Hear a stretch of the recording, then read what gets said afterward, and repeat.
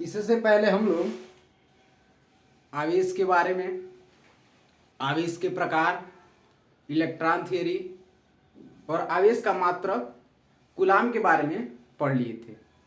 आज हम लोग इसके आगे आवेश के संरक्षण के बारे में हम लोग पढ़ते हैं। क्या होता है आवेश का संरक्षण? संरक्षण से मतलब क्या है? संरक्षण से मतलब है कि आप न किसी को आने दें और न किसी को जाने दें। यदि कोई आ जाए या चला जाए तो उसको बराबर कर देना। ये होता है संरक्षण का एक छोटा सा मतलब। जैसे हम लोग इससे पहले इलेक्ट्रॉन थ्योरी में हमने आपको बताया था, ये कोई इलेक्ट्रॉन है। क्या पढ़ रहे हैं हम लोग? आवेश का संरक्षण।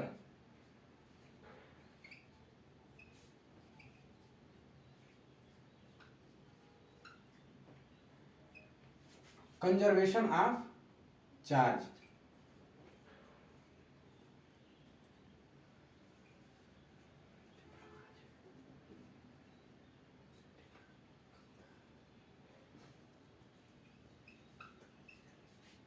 यह है कंजर्वेशन ऑफ चार्ज। हमने आपको इलेक्ट्रॉन थ्योरी में बताया था कि इसका ये नाभिक होता है और नाभिक में प्रोटॉन होते हैं और इसके बाहर इलेक्ट्रॉन चक्कर लगाते रहते हैं। हमने आपको बताया था कि इलेक्ट्रॉन के जितना आवेश होता है उसके विपरीत आवेश प्रोटॉन पे होता है। तो जब इलेक्ट्रॉन इधर से बाहर निकल जाते हैं तो वो अपने साथ 1.6×10⁻⁻19 कूलाम आवेश लेके बाहर निकलता है एक इलेक्ट्रॉन। तो जब एक इलेक्ट्रॉन बाहर निकलता है तो पहले परमाणु में एक इलेक्ट्रॉन था, एक प्रोटॉन था, तो दोनों उदासीन थे। एक इलेक्ट्रॉन बाहर निकला लेकिन प्रोटॉन अभी यहीं पे है, इसके नाभिक में, न्यूक्लियस में ही है। तो इस पे चूंकि इतना ही प्लस आवेश होता है तो यहां पे जो आवेश की मात्रा है वो बढ़ जाती है और एक इलेक्ट्रॉन लेके इतने आवेश को बाहर निकला तो प्रोटॉन की जो मात्रा होती है वो 1.6 × 10⁻⁻19 कूलाम इतना बढ़ जाता है। ऐसा क्यों हुआ? ऐसा इसलिए हुआ क्योंकि दोनों सामान्य अवस्था में जो परमाणु था ये उदासीन था। उदासीन मतलब जितने यहाँ पे इलेक्ट्रॉन थे उतने प्रोटॉन थे। इनका आवेश भी आपस में बराबर था लेकिन विपरीत प्रकृति के थे। मतलब इलेक्ट्रॉन पे माइनस चार्ज था तो प्रोटॉन पे प्लस चार्ज था। तो आवेश के संरक्षण में होता क्या है? आवेश के संरक्षण में जब भी किसी वस्तु को, दो वस्तुओं को आपस में रगड़ा जाता है तो उसमें से जितने इलेक्ट्रॉन बाहर जाते हैं उस पे जो चार्ज होता है उतना ही इलेक्ट्रॉन उसके विपरीत उस वस्तु में उत्पन्न हो जाते हैं। जैसे समझ लीजिए, हमने आपको एक शुरू में ही एक प्रयोग में बताया था कि ये हमारे पास कोई छड़ है, इसको हमने किससे रगड़ा था? रेशम से।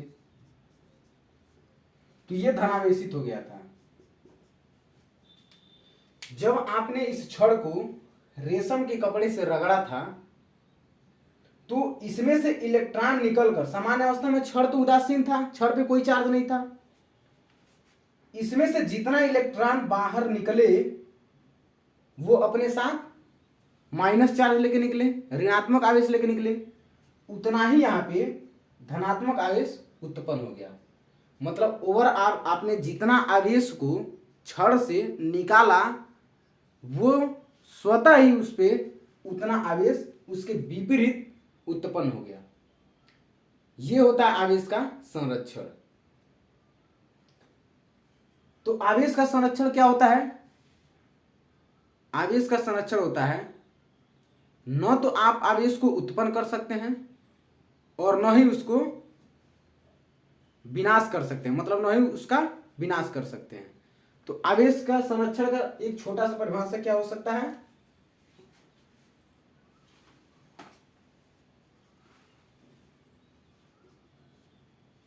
आवेश को न तो उत्पन्न किया जा सकता है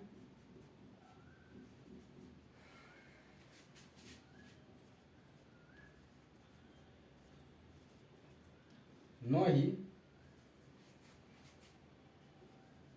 विनाश किया जा सकता है। इसका हम लोग एक एग्जाम्पल लेके समझते हैं। इसका सबसे सुंदर सा एग्जाम्पल हम लेते हैं किस चीज का? हमको पता क्या है?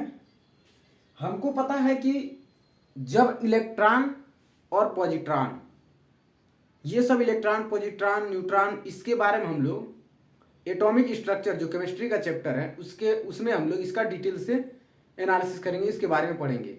लेकिन हम जो ये बता रहे हैं वो आप यह मान लीजिए कि जो इलेक्ट्रॉन होता है उस पर जितना माइनस चार्ज होता है वो पॉजिट्रॉन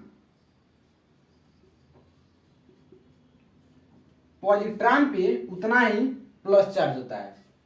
इस पे माइनस चार्ज, इस पे प्लस चार्ज। जब इन दोनों को आपस में मिलाया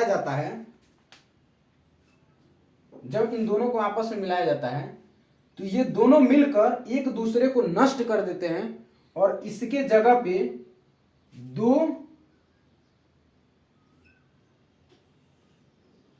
दो गामा कण को उत्पन्न करते हैं। और गामा आवेश में कैसा होता है? उदासीन। यहां पे एक इलेक्ट्रॉन पॉजिट्रॉन मतलब माइनस प्लस आपस में मिलके क्या हुए? उदासीन। और उत्पन्न क्या किए? उदासीन कण को। गामा उदासीन कण होता है। उदासीन कैसे होता है? तो एक चीज इसको हम छोटा सा बताते हैं एक थियरी के द्वारा। देखिए, जैसे ये हमारे पास कोई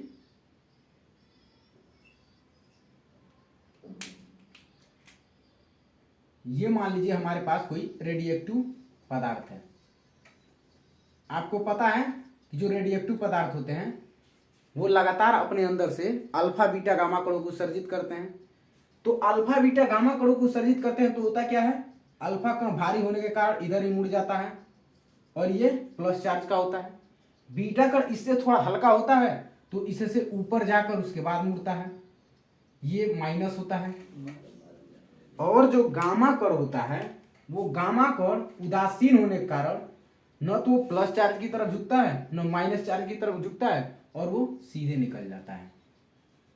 तो आप यहां से समझ सकते हैं कि गामा किस तरह से उदासीन होता है। तो इलेक्ट्रॉन माइनस चार्ज और पॉजिट्रॉन प्लस चार्ज, चूंकि दोनों पे आवेश बराबर है इसलिए दोनों आपस में मिलके उदासीन बन जाते हैं और उदासीन होके दो गामा कणों को उत्सर्जित करते हैं। तो ये हमारे पास कौन सा कण है? ये हमारे पास है गामा किरण। ठीक, ये था आवेश का संरक्षण। मतलब आवेश को न तो आप उत्पन्न कर सकते हैं, न ही आप इसका विनाश कर सकते हैं, न ही आप इसको नष्ट कर सकते हैं। तो पहले हमने आपको समझाया कि किस तरह से जब किसी एटम से इलेक्ट्रॉन निकलते हैं तो वो जितना आवेश लेके निकलता है उतना ही आवेश उसके नाभिक में उत्पन्न हो जाता है।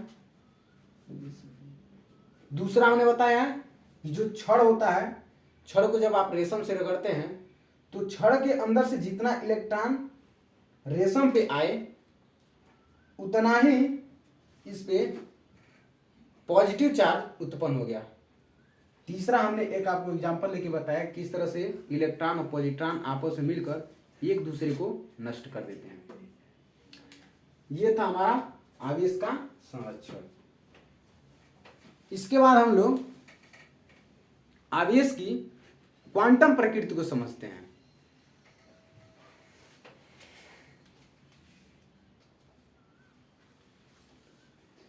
अब हम लोग आवेश की क्वांटम प्रकृति के बारे में समझते हैं। क्या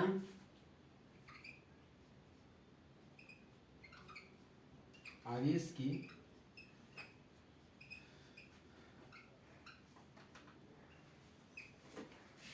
क्वांटम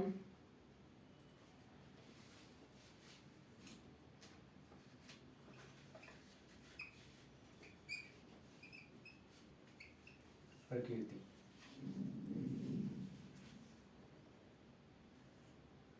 क्या होता है आवेश की क्वांटम प्रकृति?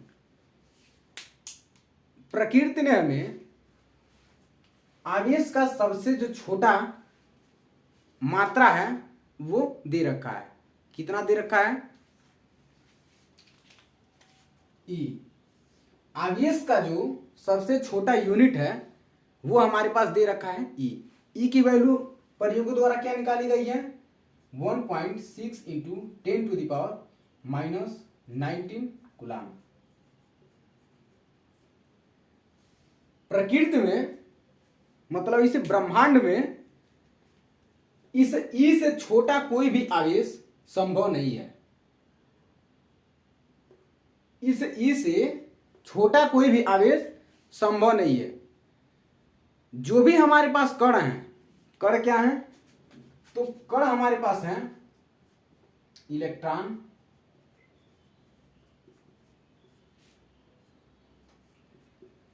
प्रोटॉन, अल्फा कण,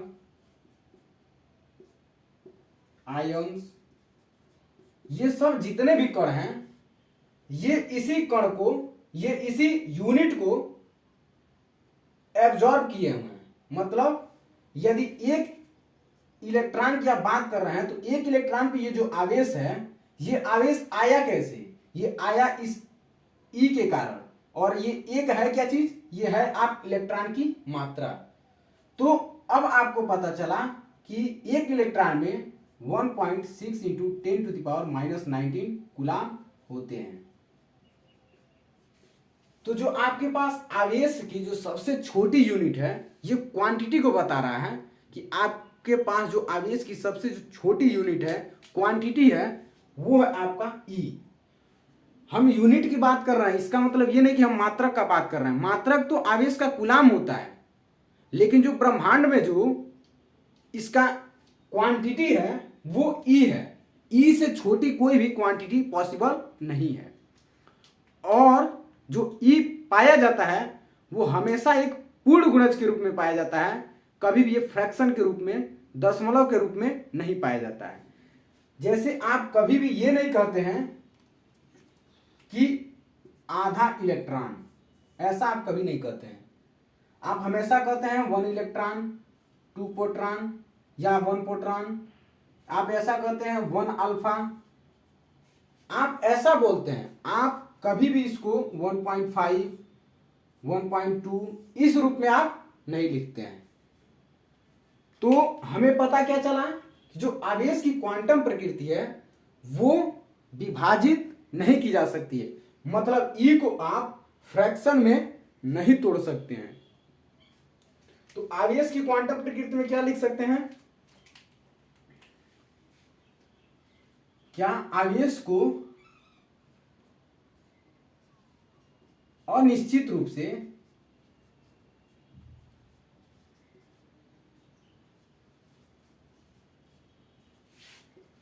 विभाजित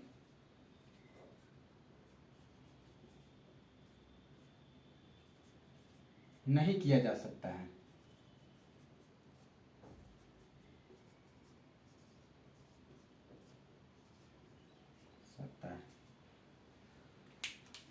आवेश के इस प्रॉपर्टी को कि आवेश हमेशा ही हमेशा एक यूनिट को शो करता है, मतलब एक पूर्ण गुणज को शो करता है, वो कभी भी फ्रैक्शन में नहीं पाया जाता है। आवेश की इस प्रकृति को आवेश का क्वांटीकरण कहते हैं। तो आवेश का क्वांटीकरण क्या है? आवेश का क्वांटीकरण है कि जो भी हमारे पास आवेश है, यूनिट है, वो कभी भी फ्रैक्शन के रूप में नहीं मिलेगा, हमेशा एक पूर्ण गुणज होगा। जैसे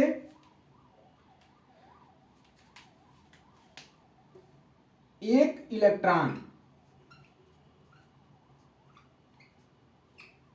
एक इलेक्ट्रॉन मतलब माइनस ई, एक प्रोटॉन मतलब प्लस ई, एक अल्फा कण मतलब दो इलेक्ट्रॉन। अल्फा कण अपने साथ दो इलेक्ट्रॉन को रखे हुए होता है, वो भी कैसा, तो पॉजिटिव। ठीक, तो यहां पे आप जैसे में इसके नीचे लिख सकते हैं। तो इससे एक फॉर्मूला क्या पता चला, यहां से देखिए आपको क्या फॉर्मूला पता चल जाएगा। जो आवेश होता है वो प्लस माइनस n इंटू ई के फॉर्म में होता है। ये होता है आवेश की क्वांटीकरण, आवेश का क्वांटीकरण। आवेश के क्वांटीकरण से मतलब क्या है, आवेश के क्वांटीकरण से मतलब है जो हमारे पास आवेश होता है वो कभी भी फ्रैक्शन के रूप में नहीं पाया जा सकता है। आप यहाँ पे n की वैल्यू कभी भी 1.5 2.5 नहीं रख सकते हैं। आवेश Q is equal to plus minus n into e. E क्या है, ई है इस आवेश की यूनिट, यूनिट मतलब क्वांटिटी से रिलेटेड है। तो इस ये जो ई है इसका वैल्यू आपको क्या है पता है, 1.6 into 10 to the power minus 19 गुलाम। अब आप इस ई में चाहे 1 का मल्टीप्लाई कीजिए, चाहे 2 का मल्टीप्लाई कीजिए, चाहे 3 का मल्टीप्लाई कीजिए, लेकिन आप 1.2 1.3 1.4 का मल्टीप्लाई नहीं कर सकते हैं। इसीलिए एक इलेक्ट्रॉन बराबर सिर्फ ई लिखा है। लेकिन यहाँ पे यदि आप समझें तो ये इसके साथ 1 का मल्टीप्लाई है जो कि दिखाया नहीं गया है। अब आप समझ रहे होंगे कि ये जो इलेक्ट्रॉन पे आवेश है, जो 1 इलेक्ट्रॉन है इसका जो आवेश है Q, ये बराबर देखिए यहाँ पे माइनस, इसको हम दूसरे पेन से लिख रहे हैं, ये जो है इलेक्ट्रॉन पे आवेश है क्या Q, ये बराबर है माइनस, तो यहाँ पे प्लस माइनस है तो माइनस 1 इंटू ई। 1 क्या रिप्रेजेंट कर रहा है, 1 रिप्रेजेंट कर रहा है नंबर को, तो ये हो गया Q is equal to minus n into e. ये एक इलेक्ट्रॉन के लिए है। अब आप इसकी वैल्यू रखें तो Q का मतलब एक इलेक्ट्रॉन पे आवेश, एक इलेक्ट्रॉन पर आवेश बराबर माइनस दे रखा है, माइनस 1 इंटू एक, n का मतलब एक इलेक्ट्रॉन हमने लिया है, ये देखिए एक इलेक्ट्रॉन, तो n की वैल्यू 1, n ई की वैल्यू आपको यहां से पता है कि प्रयोगों द्वारा निकाला गया है और इससे छोटी वैल्यू पॉसिबल नहीं है। इस प्रकृति में इससे छोटी वैल्यू पॉसिबल नहीं है, इसीलिए हम इसको एक सबसे छोटा आवेश का क्वांटिटी के रूप में लेते हैं। तो ये होगा 1.6 into 10 to the power minus 19। तो आप जब आप सॉल्व करेंगे तो minus 1.6 into 10 to the power minus 19 होता है, और यही कहा जाता है कि जो एक इलेक्ट्रॉन पे आवेश है वो इसके बराबर है। ये आया कहाँ से, ये आया आवेश की क्वांटम प्रकृति से। लेकिन एक इलेक्ट्रॉन पे आवेश कितना होता है इसको प्रूव किया गया है मिल्कॉन के इलेक्ट्रॉन तेल की बूंद से, तेल की बूंद की थियरी वाली टॉपिक से इसको प्रूव किया गया कि एक इलेक्ट्रॉन पे कितना आवेश होता है, एक प्रोटॉन पे कितना आवेश होता है, ये वहां पे प्रूव किया गया है। लेकिन एक इलेक्ट्रॉन पे कितना आवेश होगा यदि ई की वैल्यू आपको पता है तो वो देख लीजिए ये क्वांटम प्रकृति से कैसे निकाला जाता है। यदि आपको आवेश की मात्रा दी हो और आपको नंबर ऑफ इलेक्ट्रॉन या नंबर ऑफ प्रोटॉन पूछे तो आप यहां से निकाल सकते हैं कि Q बराबर n इंटू ई में जब आपको नंबर पूछे इलेक्ट्रॉन या प्रोटॉन का तो आप इस ई को इसके नीचे लेके चलिए आइए, सिर्फ आपको बच जाएगा n, और n बराबर जो हो जाएगा ये देखिए Q अपान ई हो जाएगा और बराबर हो जाएगा n के, और n आपका आवेश जो आपके नंबर को शो करता है, या इलेक्ट्रॉन हो या प्रोटॉन हो। यदि आपके पास इलेक्ट्रॉन या प्रोटॉन की संख्या दी हुई है तब आपको आवेश निकालना है, तो आप यहां से निकाल सकते हैं Q बराबर n इंटू ई। अब आप n की वैल्यू रख दीजिए, चाहे एक इलेक्ट्रॉन हो, चाहे दो इलेक्ट्रॉन हो, चाहे दो प्रोटॉन हो, चाहे जितना भी हो, आपको यहाँ से आवेश की मात्रा पता चल जाएगी, क्योंकि आपके पास ई की वैल्यू पहले से पता है कि ई की वैल्यू है कितना, ये रहा। आवेश की ये जो यूनिट है, ये इलेक्ट्रॉन, इससे छोटी जो वैल्यू पॉसिबल नहीं है। इसको आप इस बात से समझिए कि हमारे घरों में जो ये 100 वाट का बल्ब यूज होता है,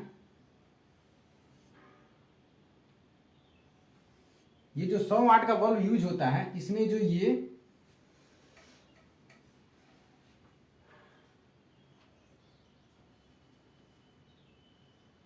ये जो हमारे पास ये जो टंगस्टन का वायर लगा होता है, इससे 1 सेकेंड में 3 इंटू 10⁸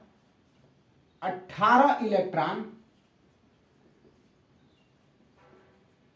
इधर एक सिरे से प्रवेश करते हैं और दूसरे सिरे से बाहर निकल जाते हैं। 1 सेकेंड में आप जब इसको आप ओपन करेंगे, मल्टीप्लाई करेंगे तो ये बहुत करोड़ों से ऊपर में चला जाएगा।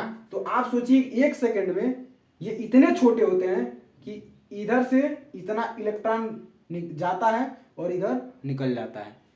तो इससे छोटी वैल्यू आवेश की पॉसिबल नहीं है इस ब्रह्मांड में।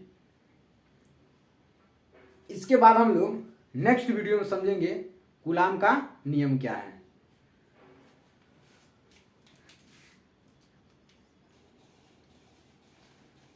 ये वीडियो थोड़ा छोटा है, इसके बाद हम लोग कूलाम का नियम पढ़ेंगे।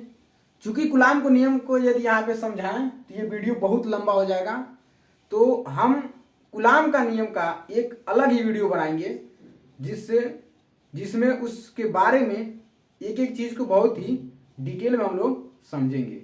तो ये रहा आपका छोटा सा आवेश की क्वांटम प्रकृति के बारे में। उम्मीद करते हैं आप समझ गए होंगे। इसका सबसे जो इम्पोर्टेंट फार्मूला है वो है ये है Q=N×E। और बाकी ये जो थी ये आप समझ ही गए होंगे। ये छोटा सा परिभाषा है, परिभाषा से ज़्यादा इम्पोर्टेंट इसको समझना है और आप समझ गए होंगे।